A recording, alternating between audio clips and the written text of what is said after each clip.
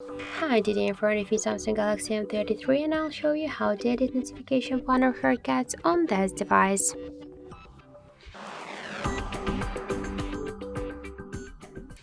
So first let's open the notification panel, and if you want to add here some options or remove some of them or just to change the positions of the icons, we should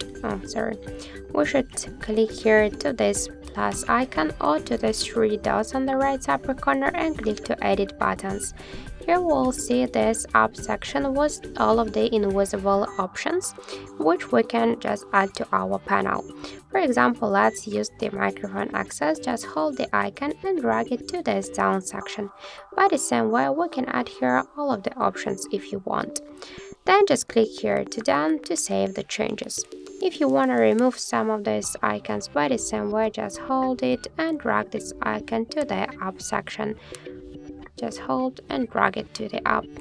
And just to change the positions of the icons, we should just hold it and then just drag it. By this way we can change all of the here icons positions, and then just tap here to done. So that's it. Thank you for watching, and if you find this video helpful, don't forget to leave a like, comment and to subscribe our channel.